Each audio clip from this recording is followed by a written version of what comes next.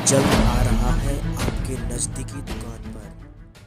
Good morning everyone, welcome to JL Jharkhand lives, Jharkhand number 1 YouTube study channel. दोस्तों आज है 19 जनवरी और हम लोग यहाँ पर आज 19 जनवरी के झारखंड के महत्वपूर्ण करंट अफेयर के क्वेश्चंस देखने वाले हैं। तो दोस्तों अगर आप JL झारखंड लाइव चैनल में अगर नए हैं तो सबसे पहले चैनल को जरूर सब्सक्राइब कर लीजिए और साथ ही जो बेल आइकन बना हुआ है उसको प्रेस कर लीजिए ताकि आगे का जो भी अपडेट्स अगर वीडियो आएगी नोटिफिकेशन सबसे पहले आपको यहाँ पर मिल जाया करेगी। तो दोस्तों चैनल को जरूर सब्सक्राइब कर लीजिए और हमारे PDF के लिए PDF प्राप्त करने के लिए आप हमारे टेलीग्राम ग्रुप ज्वाइन कर सकते हैं।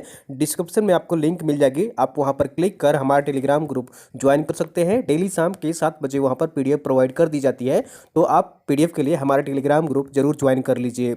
और दोस्तों हमारी जो करंट अफेयर्स की बुक है वो इंग्लिश वाली अमेजन पर उपलब्ध हो गई है, तो आप जाकर खरीद सकते हैं। मैं लिंक आपको डिस्क्रिप्शन में प्रोवाइड कर दूंगा, आप वहां पर क्लिक करिएगा, आप वहां पर क्लिक करके परचेज कर सकते हैं। इंग्लिश भी अवेलेबल है, हिंदी भी अवेलेबल है, आप दोनों ही अब चाहे जो भी भाषा में कंफर्टेबल फील करते हो वो परचेज कर सकते हैं। मैं लिंक आपको डिस्क्रिप्शन में प्रोवाइड कर दूंगा।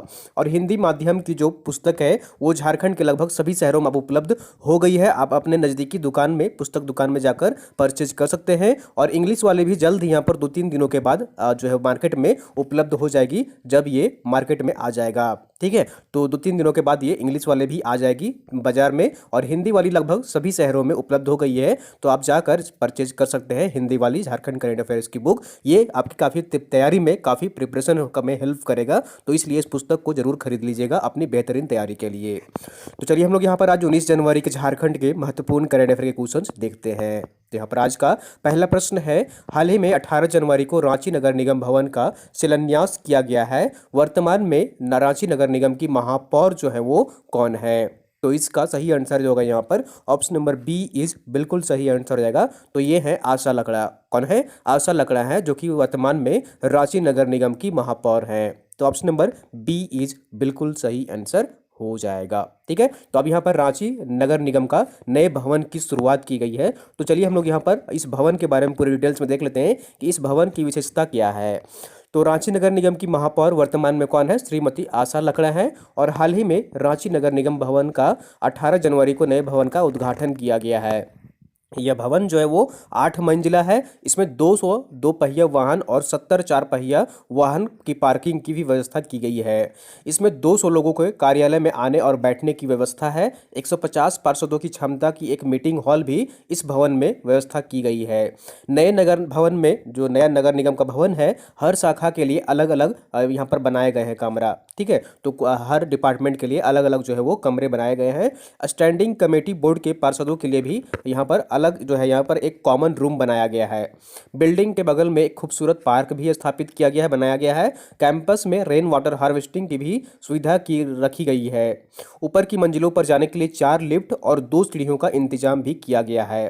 तो यह काफ़ी बड़ा भवन है, भव्य बिल्डिंग बनाया गया है रांची नगर निगम का। और इस भवन के बन जाने से क्या क्या फ़ायदे होंगे यहाँ पर आम जनता को, तो वो यहाँ पर देख लीजिए। तो रांची नगर निगम के नए भवन में ऑनलाइन भी सारे काम होंगे। हर किसी का यहाँ पर जो है लॉगिन होगा, हर किसी का जो अकाउंट होता है क्रिएट करने का वो यहाँ पर होगा। डिजिटल सिग्नेचर बनाया जाएगा सभी का, ऑनलाइन सभी फाइल जो है यहाँ पर निपटारा जो होगा उसका ऑनलाइन निपटारा किया जाएगा।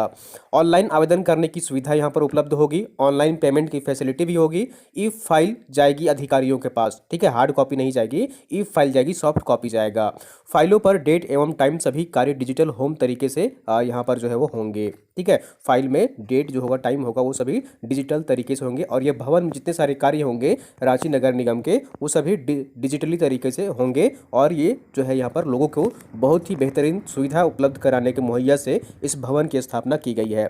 तो रांची नगर निगम में कुल 36 विभाग हैं और 36 विभाग जो है वो किसी तरह भी फिलहाल वर्तमान में अलग अलग जगहों पर चल रही थी, लेकिन अब यहाँ पर इस भवन के बन जाने से सभी विभाग जो है वो एक साथ यहाँ पर एक बिल्डिंग, एक भवन पर हो जाएंगे स्थापित। और जो जिससे कि आम जनता को भी इससे भाग दौड़ से बचना होगा, बच जाएंगे और एक जगह सारी सुविधाएं जो है यहाँ पर उपलब्ध कराई गई हैं।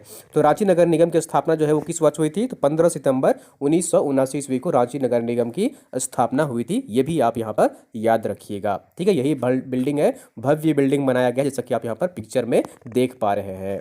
चलिए अगले प्रश्न की ओर चलते हैं। और अगला प्रश्न है यहाँ पर, हाल ही में अमर शहीद पांडे गणपत राय की कौन सी जयंती मनाई गई है?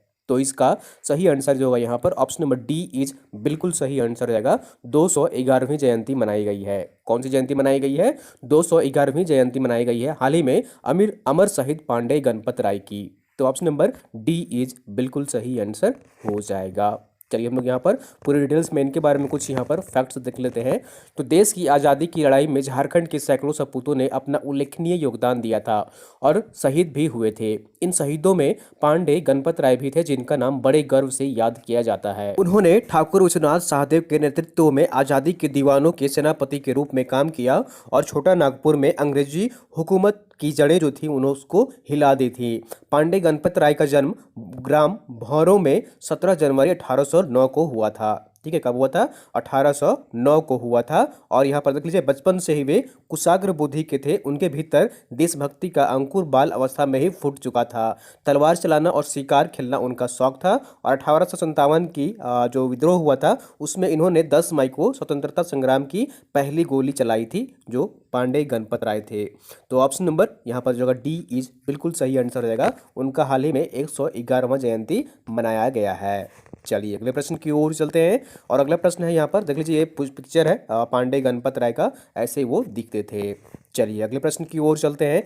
अगला प्रश्न है यहाँ पर, हाल ही में चतरा जिले के किस अंचल को 2 भागों में बांटा या विभक्त किया गया है? ठीक है, चतरा जिले के किस अंचल को 2 भागों में विभक्त किया गया है? तो इसका सही आंसर जो होगा यहाँ पर ऑप्शन नंबर सी इज बिल्कुल सही आंसर हो जाएगा।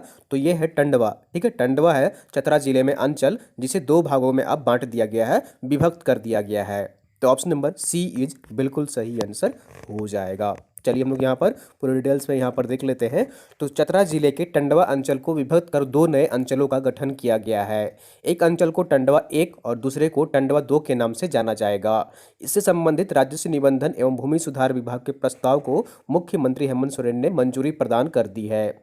टंडवा अंचल की कुल जनसंख्या है वर्ष 2011 के अनुसार वो है 1,26,319 है। ठीक है, टंडवा जो अंचल की जो कुल जनसंख्या है वो 1,26,319 है। और चतरा जो है यहाँ पर जिले में पड़ता है। तो चतरा जिला की स्थापना जो हुई थी वो हजारीबाग जिले से अलग करके बनाया गया था वर्ष 1991 में, 29/5/1991 को। ठीक है, 29 मई 1991 को यहाँ पर चतरा जिले का गठन किया गया था हजारीबाग जिले से अलग करके। तो ऑप्शन नंबर सी इज बिल्कुल सही आंसर हो जाएगा। चतरा के टंडवा अंचल को 2 भागों में विभक्त कर दिया गया है। चलिए अगले प्रश्न की ओर चलते हैं। और अगला प्रश्न है यहाँ पर, झारखंड राज्य के किस शहर में भारतीय महिला फुटबॉल की राष्ट्रीय टीम नेशनल कैंप का आयोजन किया जाएगा? ठीक है, झारखंड राज्य के किस शहर में भारतीय महिला राष्ट्रीय फुटबॉल टीम की नेशनल कैंप का आयोजन किया जाएगा? तो इसका सही आंसर जो होगा यहाँ पर ऑप्शन नंबर बी इज बिल्कुल सही आंसर हो जाएगा। तो जमशेदपुर में, कहाँ पर? जमशेदपुर में भारतीय महिला राष्ट्रीय फुटबॉल महिला टीम जो होगी उसका नेशनल कैंप का आयोजन किया जाएगा, वो जमशेदपुर में किया जाएगा। तो ऑप्शन नंबर बी इज बिल्कुल सही आंसर हो जाएगा। यहाँ पर देख लीजिए सारे डिटेल्स फैक्ट्स यहाँ पर। तो झारखंड के जमशेदपुर में भारतीय महिला फुटबॉल की 2 टीमों का राष्ट्रीय कैंप का आयोजन किया जाएगा। इसका आयोजन जनवरी के अंतिम सप्ताह में किया जाएगा। इस राष्ट्रीय कैंप में अंडर 17 और अंडर 20 ग्रुप शामिल हैं। ठीक है, तो जनवरी के पहले सप्ताह में यहाँ पर शुरू हो जाएगा और लगभग यहाँ पर 1 महीने तक यह कैंप चलेगा। और इसमें अंडर 17 और अंडर 20 ग्रुप के खिलाड़ी जो है वो शामिल होंगे। मुख्यमंत्री सह खेल मंत्री हेमंत सोरेन की पहल पर ऑल इंडिया फुटबॉल फेडरेशन के तत्वाधान में इस पर सहमति बन चुकी है। तो मुख्यमंत्री हेमंत सोरेन साथ ही साथ क्या है, खेल मंत्री भी है वर्तमान में। खेल विभाग जो है वो मुख्यमंत्री हेमंत सोरेन के पास है। तो इन्होंने ही पहल की है, ऑल इंडिया फुटबॉल फेडरेशन के तत्वाधान में इस पर सहमति बन गई है। इसका आयोजन जमशेदपुर के टाटा फुटबॉल कॉम्प्लेक्स में किया जाएगा। ठीक है, जमशेदपुर के टाटा फुटबॉल कॉम्प्लेक्स में इसका आयोजन किया जाएगा। जमशेदपुर में फीफा वर्ल्ड कप के लिए अंडर 17 टीम के खिलाड़ियों का राष्ट्रीय कैंप जमशेदपुर में लगेगा। इस काम के आधार पर ही अगले साल होने वाले FIFA women world cup under 17 team के लिए भारतीय महिला फुटबॉल टीम का चयन किया जाएगा। यहाँ जो कैंप आयोजन किया जा रहा है तो इसमें से खिलाड़ियों का चयन किया जाएगा और उससे टीम जो है यहाँ पर जो फीफा अंडर 17 वर्ल्ड कप होगा अगले वर्ष, जो अगले वर्ष यहाँ पर वीमेन वर्ल्ड कप होना है, तो उसके लिए खिलाड़ियों का चयन किया जाएगा और टीम तैयार की जाएगी। साथ ही अंडर 20 भारतीय टीम के कैंप के बाद एशिया फेडरेशन कप के लिए भारतीय टीम का चयन किया जाएगा। दोनों कैंप का आयोजन झारखंड सरकार की ओर से लगभग 3 महीने के लिए किया जाएगा। तो लगभग 3 महीने यह कैंप यहाँ पर चलाया जाएगा और इसमें अंडर 17 और अंडर 20 भारतीय टीम के खिलाड़ियों का चयन किया जाएगा। तो ऑप्शन नंबर यहाँ पर जो होगा बी इज बिल्कुल सही आंसर रहेगा। जमशेदपुर शहर में राष्ट्रीय कैंप का आयोजन किया जाएगा। अगला प्रश्न है यहाँ पर, झारखंड के किस शिक्षण संस्थान के छात्रों के द्वारा smart auto irrigation and soil monitoring system विकसित किया गया है? ठीक है, तो हाल ही में यहाँ पर जो किस शिक्षण संस्थान के छात्रों द्वारा यहाँ पर smart auto irrigation and soil monitoring system विकसित किया गया है? तो इसका सही आंसर जो होगा यहाँ पर ऑप्शन नंबर ए इज बिल्कुल सही आंसर हो जाएगा। तो ये है आईआईटी आईएसएम धनबाद के, कहाँ के हैं? आईआईटी आईएसएम धनबाद के छात्र हैं जिन्होंने smart auto irrigation and soil monitoring system विकसित किया है।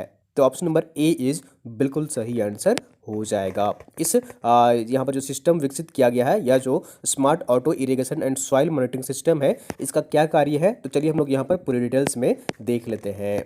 तो हाल ही में आईआईटी आईएसएम धनबाद के छात्रों के द्वारा एक नया smart auto irrigation and soil monitoring system विकसित किया गया है।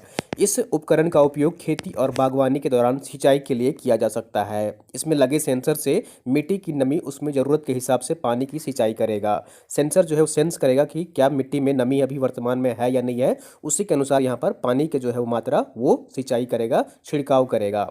सबसे खास बात यह है कि यह उपकरण एक ऐप के माध्यम से संचालित किया जाएगा और इसके संचालन के लिए किसी मैन पावर की जरूरत नहीं है। ठीक है, किसी भी पर्सन की जरूरत नहीं है, किसी भी आदमी की जरूरत नहीं है इस उपकरण को चलाने के लिए। यह पूरी तरह एक ऑटोमेटिक डिवाइस है।